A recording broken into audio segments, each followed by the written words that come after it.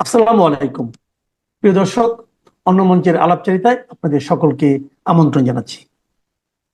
আজ আমাদের সঙ্গে আমন্ত্রিত অতিথি হিসেবে আছেন গতকাল ভারতীয় সেনার মিলিটারি ইন্টেলিজেন্স বিভাগের মেজর জেনারেল কুন্দন কুমার সিং এর নেতৃত্বে 4 জনের একটি সেনা প্রতিনিধি দল বাংলাদেশ সফরে আসছেন, এই খবর দিয়েছিলাম।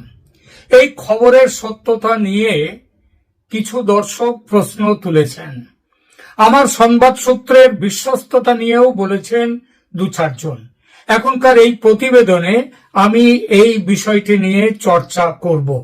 তবে সেই চর্চার আগে একটা কথা বলে রাখি যে 2-1 জন দর্শক বলেছেন আমি বলেছিলাম 14 থেকে 16ই অক্টোবর এই 3 দিন বাংলাদেশ সফরে আসছেন ভারতীয় যে মিলিটারি ইন্টেলিজেন্সের 4 কর্তা। তো 2-1 জন বলেছেন ঠিক আছে, 14 তারিখ তো কাল, তো দেখা যাবে কাল তারা আসেন কিনা। আমার এই ব্যাপারে প্রশ্ন, দেখুন আমি খবর যেটা পেয়েছি সেই খবর দিয়েছি, আপনি সেই খবরকে যদি আমার কথা অনুযায়ী আসবেই কিনা, এটা আমার নানা রকম সমস্যা হতে পারে, তার জন্যই আসতে পারে না। নানা রকম পরিস্থিতির পরিবর্তন হতে পারে, তার জন্য এরকম হতে পারে। কিন্তু আমার খবর যে সত্যি এবং সেটা কত বড় সত্যি সেটা আমি বলবো। সেই সঙ্গে আমি এই প্রশ্নটা নিয়ে আলোচনা করব। তার সাথে আলোচনা করব শেখ হাসিনা 10 দিনের আন্তর্জাতিক সফরে যাচ্ছেন বলে একটা খবর খুব চাউর হয়েছে। এই সফরে সত্যিই তিনি যাচ্ছেন কিনা, গেলে কবে যাচ্ছেন, কোথায় যাচ্ছেন, কেন যাচ্ছেন, এই বিষয়টা নিয়ে সব শেষে 2-4 কথা বলবো। প্রথমে ভারতীয় সেনাকর্তাদের বাংলাদেশ সফরের বিষয়টি নিয়ে বলি। যারা আমার সংবাদ সূত্র নিয়ে সন্দিহান, তাদের সন্দেহ নিরসনের জন্য একটি অত্যন্ত নির্ভরযোগ্য সূত্রের বয়ানে খবরটি দেব এখন। নর্থ ইস্ট নিউজের খবরে যাদের বিশ্বাস হচ্ছিল না, তারা নিশ্চয়ই এবারের এই খবরে বিশ্বাস করবেন, কারণ এই খবরটা হচ্ছে সেই news straight from horse's mouth বলে একটা কথা আছে না, ইংরেজিতে প্রবাদ, যার বাংলা মানে হলো ঘোড়ার মুখ থেকে খবর নিয়ে আসা, যার অর্থ গুজব বা পরচর্চার মাধ্যমে নয়, বরং একটি নির্ভরযোগ্য এবং কর্তৃত্বপূর্ণ উৎস থেকে আসে যে খবর। এর অর্থ হলো তথ্যটি সরাসরি এবং নিশ্চিতভাবে সত্য, কারণ এটি সেই ব্যক্তি বা সংস্থা দ্বারা করা হয়েছে যার বিষয়টি সম্পর্কে ব্যক্তিগত সরাসরি জ্ঞান রয়েছে। তো এইবার সেই জায়গায় আসবো। ভারতীয় মিলিটারি ইন্টেলিজেন্স বিভাগের 4 কর্তার এই সফরের খবর দেখুন বাংলাদেশ সেনার তাদেরই ওয়েবসাইটে। এই খবরটা দেখুন, আমি একেবারে ঘোড়ার মুখের খবর, এবার সেই খবরটা আপনাদেরকে জানাবো। একদম উপরে শিরোনামে লেখা আছে www.bdmilitary.com, অর্থাৎ www.bangladeshmilitary, এই তাদেরই ওয়েবসাইট থেকে। কি হেডিং আছে খবরে দেখে নিন আপনার পর্দায়, বাংলাদেশ মিলিটারি ফোর্সেস, এবং তার নিচে লেখা রয়েছে তার নিচে হেডলাইনটা হচ্ছে Indian Army Intelligence visit to Dhaka raises concerns and strained bilateral ties। মানে ইন্ডিয়ান আর্মি ইন্টেলিজেন্সের ঢাকা ভিজিট, সেটা বাংলাদেশের, সেটা কনসার্ন, লোকের খুব সন্দেহের চোখে দেখছেন। এবং বর্তমান পরিস্থিতিতে এই যে দ্বিপাক্ষিক সম্পর্ক যেখানে অত্যন্ত অবনত হয়েছে, সেই পরিস্থিতিতে এই সম্পর্ক কিভাবে সেখানকার বাংলাদেশ আর্মির সেই ভিজিট তাদেরকে এবং বাংলাদেশে কিভাবে সন্দেহের চোখে দেখা হচ্ছে সেই বিষয়ে খবরটা। তাহলে খবর যে মিথ্যে নয় সেটা দেখলেন। এবার আপনাদেরকে খবরের শুধু একটু অংশ পড়ে দিই। এখানে লেখা আছে a 4-member team from the Indian Army's military intelligence within bracket MI unit led by Major General Kundan Kumar Singh will arrive in Dhaka for a 2-day visit from 14 to 16 October, a development that has stirred unease and suspicion within Bangladesh defense and diplomatic circles and deteriorating relations with New Delhi. অর্থাৎ কুন্দন কুমার সিং এর নেতৃত্বে 4 সদস্যের যে দলটি 14 থেকে 16 October এখানে বাংলাদেশে আসছেন, এটাতে বাংলাদেশে আনিজ মানে কি বলবো অস্বস্তি তৈরি করেছে এবং সন্দেহ তৈরি করেছে কাদের মধ্যে? বাংলাদেশ ডিফেন্স, বাংলাদেশ সেনার মধ্যে এবং ডিপ্লোম্যাটিক সার্কেলস, কূটনৈতিক যে বিভাগ, কূটনৈতিক যে চক্র আছে তাদের মধ্যে, কূটনৈতিক মহলের মধ্যে। তারপরে কি লিখছে এখানে সেটাও একটু পড়ছি। This marks the first visit by an Indian Army intelligence delegation since the interim government under Professor Mohammad Yunus assumed office on 8th August 2024. তার মানে ইউনুস সাহেব এই যে 8ই আগস্ট এই ক্ষমতা গ্রহণের পর এটা হচ্ছে ভারতের প্রথম ইন্ডিয়ান আর্মির প্রথম এখানে ভারতে তাদের সফর। This visit comes at a time when ties between the two countries are at their lowest ebb in decades. India is preparing to host former Prime Minister Sheikh Hasina, who is accused by এইসব কথাগুলো, অনেক কথা রয়েছে। এরপরে আমি আপনাদের খবর দিয়েছিলাম যে কোথায় কোথায় কোথায় এই ভারতের যে 4 সদস্যের যে টিম আসছে সেনার, তারা কি মিটিং করবে সেই মিটিং এর জায়গাটা একটু পড়ে দিই। এখানে বলা হচ্ছে অ্যাকর্ডিং টু ডিফেন্স সোর্সেস। কাদের ডিফেন্স সোর্সেস? বাংলাদেশের, ভারতের ডিফেন্স সোর্সেস নয়, কারণ এটা হচ্ছে বাংলাদেশ মিলিটারি, তাদের ওয়েবসাইট। সেখানে কি বলা হচ্ছে? The visiting delegation will engage in a series of close door meeting, বন্ধ ঘরের দরজার মধ্যে মিটিং করবেন। কাদের সাথে? With the armed forces division, বাংলাদেশের যে আর্মড ফোর্স তার ডিভিশন, তাদের সাথে কথা বলবেন। Director general of forces intelligence DGFI, Bangladesh air force, army aviation group মানে বাংলাদেশ বিমান বাহিনী এবং বাংলাদেশ এভিয়েশন গ্রুপ তাদের সাথে, এবং and the 10th infantry division headquarters, 10ম ইনফ্যান্ট্রি যে পদাতিক ডিভিশন তাদের সাথেও কথা বলবে। এবং এইখানটাতেই আবার তারপরে লেখা হচ্ছে the wide ranging nature of this meetings, মানে এত বিরাট বিষয় নিয়ে আলোচনা, এবং সেটা করবে led by military intelligence wing, has prompted speculation over new Delhi's motives. নয়া দিল্লির কি উদ্দেশ্য সেইটা নিয়ে বাংলাদেশ সেনার মধ্যেও অনেক এই ব্যাপারে তাদের মধ্যে সন্দেহ দানা বেঁধেছে।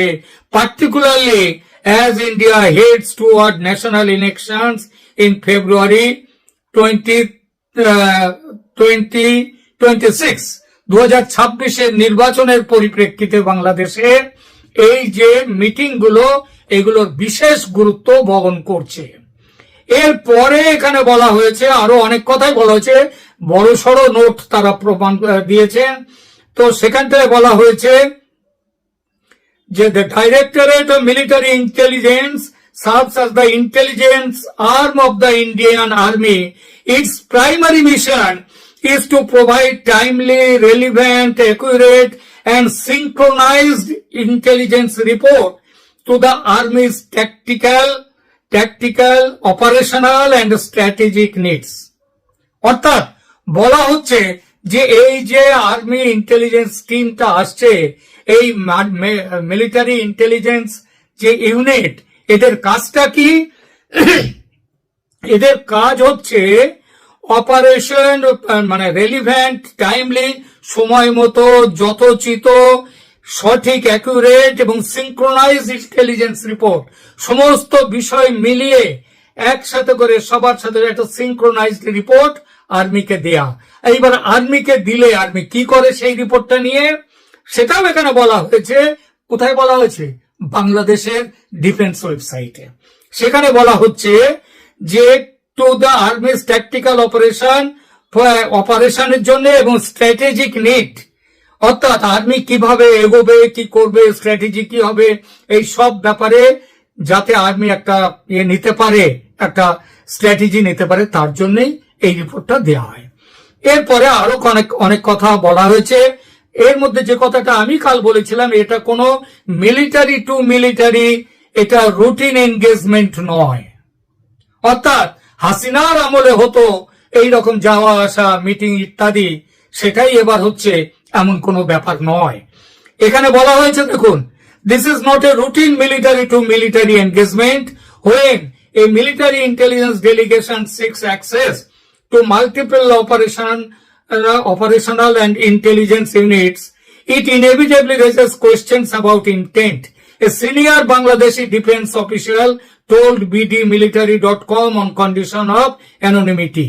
মানে বাংলাদেশ সেনাবাহিনীর একজন সিনিয়র কর্মকর্তা তিনি বলেছেন যে এই যে ভারতের সেনাবাহিনী সেখানে আসছে, মিটিং করছে, এটা কখনোই কোনো রুটিন কোনো সফর নয়। এবং এটা তিনি আরো বলছেন, এটা আমাদের অর্থাৎ বাংলাদেশের সেনাবাহিনীর তাদের মনে প্রশ্ন তুলছে ভারতের কি মনোভাব, সেই মনোভাবটা কেন আসছে। এইটা আমি কি এর বাইরে কিছু বলেছিলাম গতকাল? বরং আমি অনেক কম কথাই বলেছিলাম গতকাল। আরো দেখুন, আরো আছে। এখানে বলছে, diplomatic analysts suggest that India's renewed outreach reflects unease over Bangladesh's increasingly independent foreign and defense policy. মানে ভারতের থেকে সরে গিয়ে নিজেদের মতো করে যে এখন পররাষ্ট্র নীতি তৈরি করছে বাংলাদেশ, এটা হচ্ছে সেই বাংলাদেশের সেই চেষ্টা, এটা একটা ব্যাঘাত ঘটাবে। আরো বলছে শেষ দিকে যে echoing the sentiment Foreign advisor Tawhid Hossain stated earlier this week that Bangladesh elections are not India's business. Bangladesh, তৌহিদ হোসেন বলেছিলেন বাংলাদেশ ইলেকশন ইন্ডিয়ার বিজনেস নয়, ইন্ডিয়ার দেখার কথা নয়। বাংলাদেশ ইলেকশন আমেরিকার দেখার কথা, বাংলাদেশ ইলেকশন অন্য দেশের ইউরোপের দেশগুলোর দেখার কথা। এমনকি আমাদের এশিয়ার মধ্যে জাপান ইত্যাদি, এরা বলছে বাংলাদেশ ইলেকশন, সবাই মাথা ঘামাবে। অস্ট্রেলিয়া বলছে বাংলাদেশে ইনক্লুসিভ ইলেকশন চাই আওয়ামী লীগকে নিয়ে, জাপান বলছে ইনক্লুসিভ ইলেকশন চাই আওয়ামী লীগকে নিয়ে, আজকাল যুক্ত জাতিসংঘ বলছে এক্সক্লুসিভ ইলেকশন চাই আওয়ামী লীগকে নিয়ে। কিন্তু ভারত বললে অসুবিধে, সবাই বলতে পারবে, ভারত বললে অসুবিধে। কে বলেছেন এটা? তৌহিদ হোসেন, পররাষ্ট্র উপদেষ্টা। এইবার দেখুন শেষ দিকে বড় বড় বলেছি আমি, অনেকটাই বড়, তা আমি শেষের কথাগুলো কিছু পড়ছি।